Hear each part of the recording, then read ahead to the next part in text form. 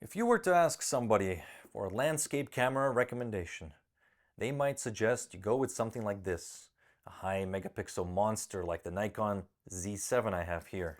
But where's the fun in that? You guys know how we do things on this channel. We're going to divide the price of this camera and this lens by 100, and we're going to attempt to do landscape photography with a little digicam I found in a drawer.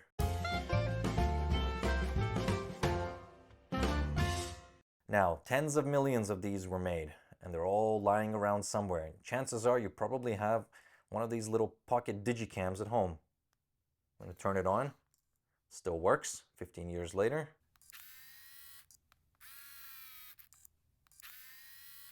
Okay, that's enough of that. It does not have a RAW function. It only shoots JPEG. It is 5 megapixels. Back then, this was definitely something to be proud of, so they put it right on the front of the camera. The lens has a full frame equivalent field of view of 39 to around 109 millimeters, which is perfect for a little landscape photography experiment. In program mode, you can actually change the ISO. So we'll be shooting at ISO 50, the lowest one, if we can get away with it. You can change the white balance, and you can even adjust the exposure compensation. How cool is that? But you cannot adjust the shutter speed and aperture, unfortunately. You can see here we have around 82 shots. That's because we are going old school and we're shooting with the card that came with the camera. Back then this was a very high capacity card, 256 megabytes. And we'll be shooting with the original battery from 2006. Hopefully it still holds a charge. We've got beautiful fall colors outside. So let's set our alarm clock to 7 a.m. and see what we can get with this camera. Now I have found a local park. So we're gonna go down here and see what we can find. Okay, so this is the start of the hiking trail. While there is a leading line into the scene, it doesn't lead anywhere beautiful. So we're going to continue down. Here we have something that's remotely promising. Here, I like this little fence here, but I don't like that wooden structure there. Now this doesn't look very good. This road is wide enough to carry a vehicle, not very rustic. Not impressive. I don't like how the sky is completely blown out as well. So we're going to keep going. Oh, look at this. We have some interesting potential here. So let's go explore a little deeper. Well, this is just a cool little scene. We're going to take our first photo here. We'll have to play a little bit with the composition and the focal length. This camera with no stabilization and no ability to control shutter speed. Yeah, I've had to set up a tripod and put it on a basic timer. So this is the composition here. In one of the shots, I managed to capture a runner. I don't like the position he is in the photo. I guess you guys will see later. This is another angle. It doesn't hurt to explore the scene from various angles before you move on. Look at this little scene of urban decay. Are we really going to pass up this opportunity for a little wabi-sabi? For some reason, the exposure compensation is no longer working. I wonder if that's because I'm in landscape mode and there's just nothing interesting in the foreground of the picture. So hopefully we'll get a runner or a walker or a dog or something, and then we can move on.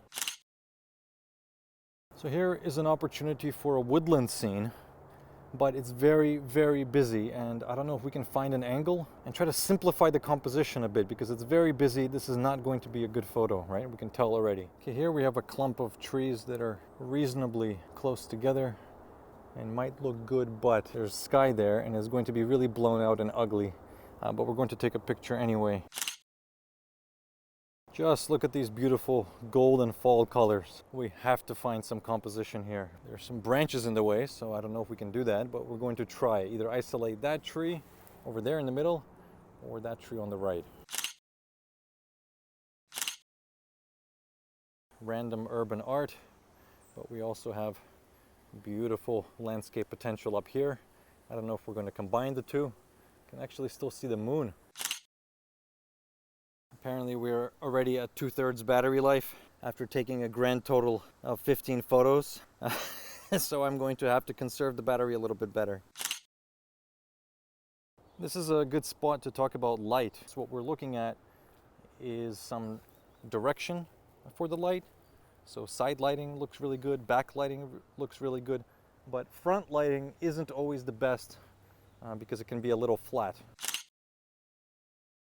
Here we have an interesting scene. We're going to try and do it with HDR with this camera and see what happens.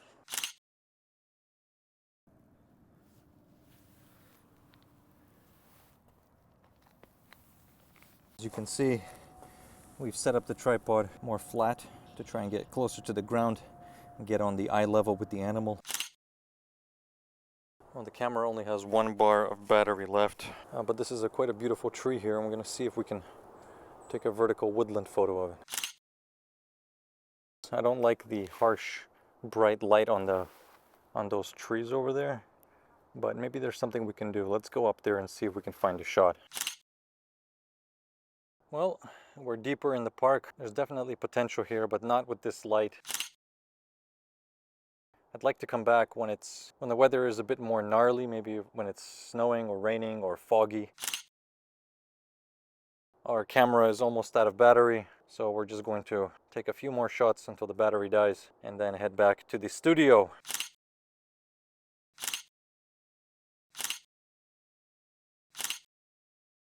Well, that was a lot of fun until the battery died. If the battery is no good, you might have to invest in a replacement battery. You might have to order one from eBay. You might have to order a charger. Think twice before dumping too much money into these cameras. If you're at a thrift store and you have access to dozens of different little compacts, I would try to go for the Canon PowerShot series. I remember they were really nice back in the day. Finally, wanted to show you guys prints I made from our little excursion. This is printed on Canon Pro Luster, one of my favorite papers. The actual printing dimensions are 10 by 7.5 inches, and we can give them pretentious titles to increase their perceived value. This one we can call Dux 2, with the implication that Dux 1 is out there somewhere, being sold for a lot of money. We can call this one Reeds, the Lift to Nowhere. Guys, if you aren't already printing your photos, I highly suggest you do that. It's a whole new experience and it will improve your photography. So please, please, please go out there and print your photos. They deserve to be printed and deserve to be viewed on a piece of real photo paper. I want to thank you guys for supporting the channel, and as always, subscribe for more.